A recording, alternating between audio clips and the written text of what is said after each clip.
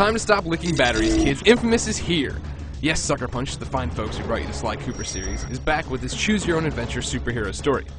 Here you'll play as Cole, a dude who used to be this everyday bike messenger until a package he was dropping off blew up in his hands and leveled a humongous portion of Empire City. When Cole comes out of his coma, the shit hits the fan. The government's quarantined the city, 3 gangs are executing people in the streets, and Cole has electrical superpowers. With Cole's newfound abilities to hover in the air, hurl electrical grenades, and call down lightning storms at will, it's up to you to find out what the hell has happened here and get out of town. With the juice in your veins, Empire City looks to you to set things right. Will you use Cole's powers for the greater good, or for your own selfish means? The choice is yours.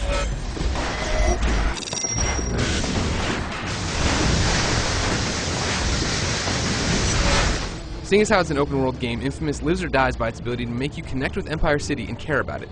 Luckily, Sucker Punch nails this. A huge part about that is the graphics and the look of the city.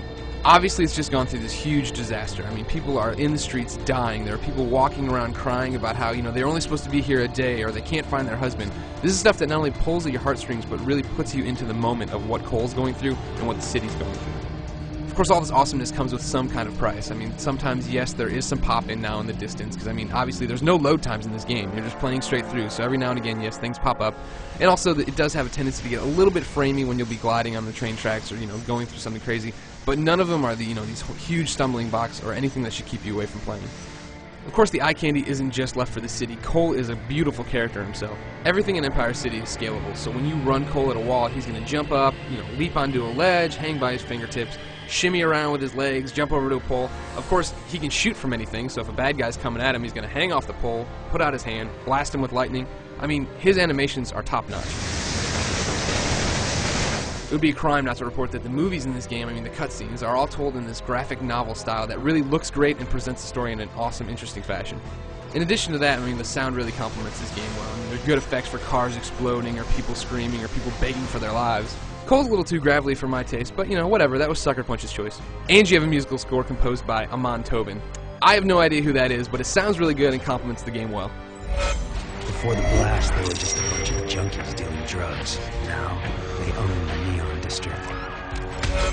When you're running around the streets of Empire City, one of the main gameplay mechanics is making choices. See, with these superpowers, you're going to glide around the city, wail on bad guys, and drain juice from Transformers, but the bigger deal in Infamous is choosing how to use these powers.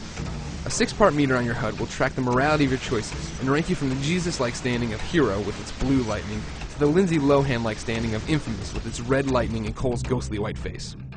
Your move toward being a bad guy or a good guy will come from decisions as small as, choosing to restrain an enemy rather than kill him, or these larger karma moments where Cole weighs the pros and cons of a situation, and then you pull the trigger on the decision. Do you want to feed the people of Empire City or fry a few pedestrians so that, there's more food for you and your friends? Do you save the dude a bunch of people are lynching, or do you let the mob find its own justice? You can engage in story missions whenever you feel like it, but there are also a ton of side missions you can jump into to earn more experience points. These points can then be used to upgrade your powers, most of which have 3 levels of awesomeness, and some of which are only open to you when you're good or bad.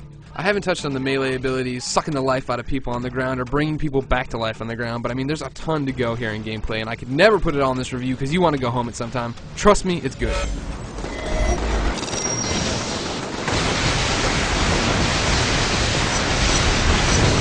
Infamous is great, and this video hasn't even scratched the surface of why. You can scale anything and everything in the city. Your choices drastically change how the city itself looks, and the third-person action is insane at parts.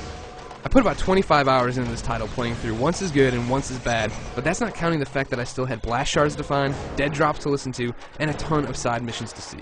Infamous is a comic book story through and through, so expect larger-than-life enemies, twists, and a lot of Batman-like moments as Cole watches over his city. I always say this at the end of a video review, but I really mean it when talking about a game this massive. For the full written review, please check out IGN.com.